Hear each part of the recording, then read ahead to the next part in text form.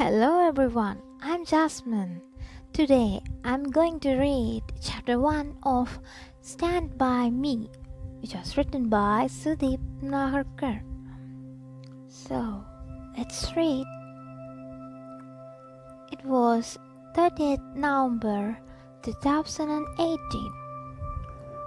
Winter mornings aren't filled with noise in Carhan's C block.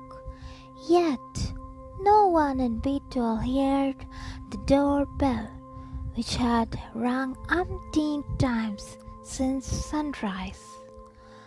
"I'll be as free as a bird from now on. No worries, no tensions, nothing." Karthik woke up with a jerk. The words echoed in his head, which was throbbing painfully, so much so that he couldn't recall whether they had been voiced by a man or a woman.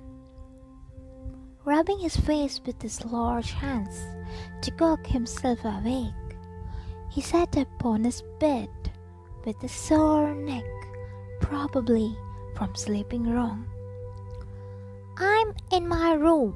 How the hell did I get here?" he thought to himself. He still couldn't recollect who had said, "I'll be free as a bird." He tried to remember the events of last night. The party had continued till the wee hours, but he only had a vague memory of someone taking him to his bedroom. He did remember calling his dad, who lived in Delhi with his second wife, Karthik's stepmother, whom he disliked to the core. He had no memory of why he had called, though. The rest was a blur, and frustrated with his hangover, he finally stopped trying to remember anything. Glancing at his mobile screen, he was not surprised to see numerous missed calls and messages. Most of them were from those who had been at last night's party. "Dude, it was one hell of a party. Didn't have the strength to even message you after reaching home safely. The hangover is getting on my nerves now. By the way, I tried calling you and Ruhi many times since morning. I'm sure you two haven't started your day yet." He was reading the first unread WhatsApp chat message from Mahir, his best friend for half a decade, and Ruhi's boyfriend of just over a couple of years. The call list displayed more than a dozen missed calls from him since the early morning. Karthik wondered how Mahir had managed to get up so early, and then remembered, through his headache, that it was Ruhi's birthday. "Please tell Ruhi to call me once she gets up. She is not answering my calls." This one was from Pooja, Ruhi's BFF. "Shit, what time is it?" Karthik frantically looked at the time on his phone and saw that it was almost 1 in the afternoon. He had promised Ruhi a Sunday brunch, and he had booked a special birthday cake at the Radisson. He stepped out of his bed and looked down at his PJs silently, thanking his drunk self for changing out of his tight jeans. After taking a shower, he walked into the kitchen. The growing headache and the dehydration made him want to eat something. There were half-eaten pizzas on the kitchen counter, glasses and empty cold drink bottles were strewn all over the room. Then he saw the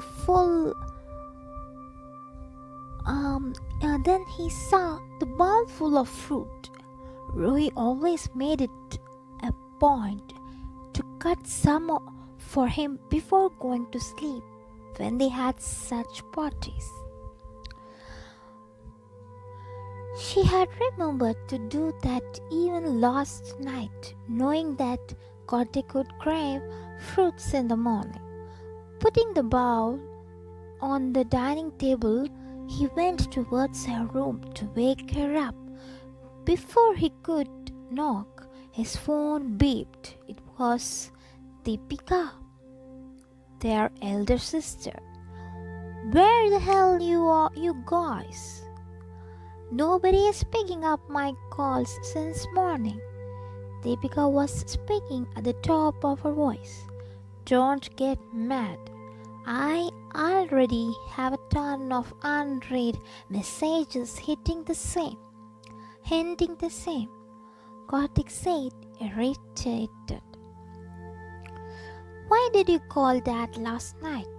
Deepika said. She sounded anxious. "He called you?" "Yes, he did." "What did he say?" "I don't remember the interaction we had. I was dead drunk." "You don't remember? You're freaking me out." "No, seriously, I don't. Please tell me." "Forget it. Is Ruhi still sleeping? Weren't you supposed to take her out for brunch?" A brief pause followed Deepika's question.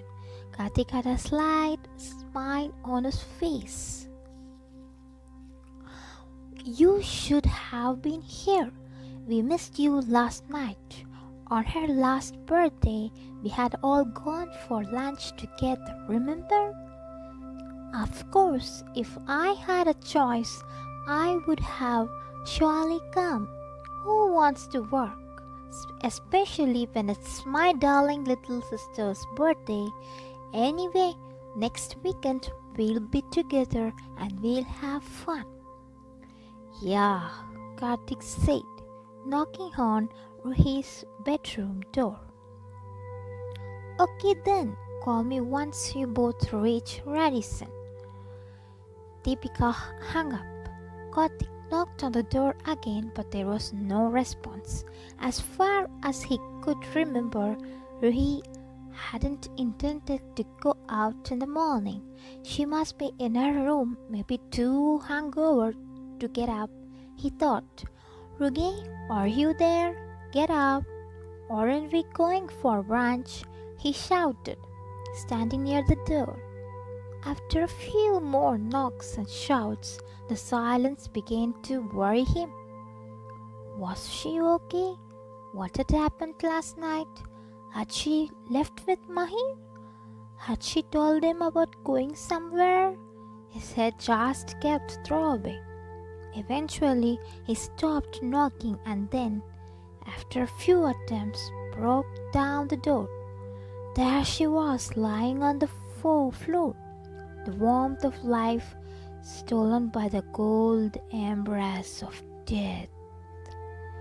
Kartik looked desperately for a flicker of life, but was met with a cold stillness, broken only by the curtains fluttering in a gently blowing breeze. The clock kept on ticking, but for him, time had stopped. He gazed at her as she lay there, soulless. Her words, her expressions, her smile, everything was still vivid in his memory. He didn't know how many minutes passed by. He wanted to stay there for a long time. His brain had stopped functioning. Kartik's sister was gone, stolen from him forever. Subscribe my channel and click on the bell icon for more audio reading books.